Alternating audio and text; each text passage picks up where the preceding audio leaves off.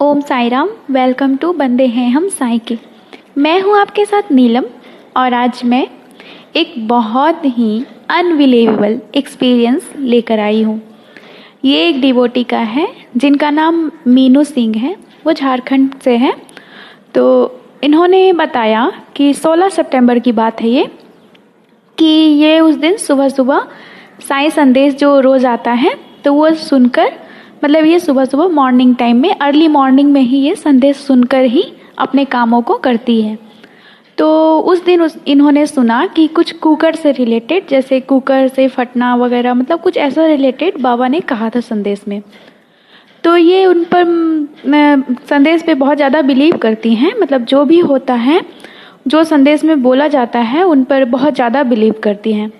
तो हुआ यूँ कि पूजा पाठ सब कर ली और उसके बाद फिर खाना बना रही थी और मतलब ब्रेकफास्ट करना था इनको।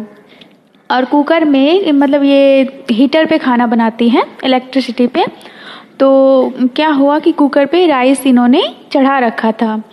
तो कुकर बंद था और इनकी मॉम और ये दोनों ही मतलब मिलकर खाना बना रहे थे। तो अचानक मीनू जी को क्या हुआ कि वो सोची ना, चलो बाबा से कुछ बातें करते हैं। और हमेशा वो बाबा से चलते फिरते घूमते, मतलब ऐसे बातें करती थी। मंदिर में नहीं मतलब उतना जाती थी, सुबह शाम के टाइम में वो मंदिर में प्रायः जाती थी और ऐसे ऑलवेज घूमते फिरते बातें करते रहती थी। लेकिन उस दिन क्या हुआ, उनको क्या विचार आया, वो सोची चलो मंदिर में बैठ के बाबा से बातें करते हैं। बस वो चली गई और मंदिर में बैठ के बाबा से बातें करने लगी। और उनकी मॉम किचन में ही थी और वो हीटर के पास ही थी जहाँ पे चावल मतलब उन्होंने चढ़ाया था। लेकिन उस दिन क्या हुआ, ऑलवेज उनकी मॉम जब खाना बनाती थी, किचन में कुछ भी चढ़ाती थी तो वहीं पे रहती थी आसपास, इधर उधर जाती नहीं थी। लेकिन उस दिन उनकी मॉम को कुछ शायद काम होगा तो वो भी किचन से निकलकर कहीं और, मतलब दूसरे रूम में कुछ और काम करने लगी। और इधर मीनू जी को भूख लगी तो इन्होंने कहा कि बाबा मैं अब चलती हूँ, मुझे भूख लगी है, मैं नाश्ता करूँगी। ऐसा कह के ये मतलब किचन में गई और उधर से अपना मतलब ब्रेकफास्ट लेकर बाहर निकल ही रही थी। मतलब ये कुकर से बहुत डिस्टेंस पे आ गई थी। तो ये बाहर रूम से बाहर निकल ही रही थी, तभी क्या हुआ, कुकर बहुत ज़ोर से आवाज़ करने लगा। और कुकर में जो चावल था और पानी था वो एकदम अचानक से निकलने लगा। और कुकर में जो एक सेफ्टी वेल लगा होता है जिससे खाना सेफली बहुत जल्दी पक जाता है, तो वो भी ना निकलकर, मतलब वो उड़कर कहीं और चला गया था। और जिस कारण से खाना, सारा चावल पानी इतना ज़ोर ज़ोर से निकलने लगा कि मीनू जी तो पूरे डर गई। मतलब ये सोचने लगी अचानक कि ये कैसे, क्या हो गया। कुछ देर वो लोग मतलब सोच में पड़ गई। फिर वो क्या हुआ, कुकर जब तक उसका सारा पानी और चावल निकल कर बाहर नहीं आ गया तब तक वो कुकर शांत नहीं हुआ।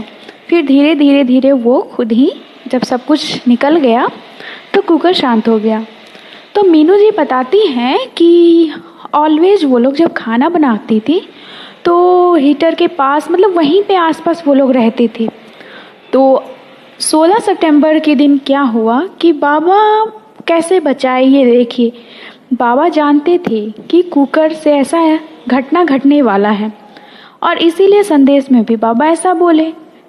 और फिर मीनू जी को अपने पास बुला लिए और उनकी मॉम को रूम से बाहर निकाल दिए, किसी और काम में लगा दिए, ताकि वो दोनों कुकर के आसपास नज़र ना आए। और यही कारण है कि वो दोनों कुकर से दूर रही और दोनों को कुछ नहीं हुआ।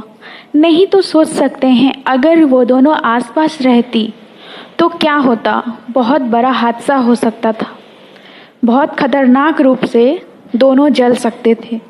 लेकिन कहते हैं ना, जिसके सर पर साईं हमारे देवा का हाथ होता है, हम सबके देवा कभी भी हम सबको कुछ नहीं होने देते। हर मुसीबत से हम सबको ऐसे बचाते हैं बाबा। बहुत ही प्यारे हैं बाबा।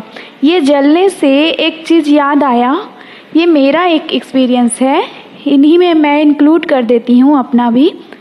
ऐसे ही मेरा एक बार, मतलब हम चावल बना रहे थे, चावल बनाने का जो चावल का पानी निकालते हैं, तो वो चावल का पानी हम निकाल रहे थे। तो चावल का पानी जैसे निकाले ना, चावल का पानी मेरे पूरे हाथ पे आ गया, गरम गरम। और मेरा हाथ जल गया।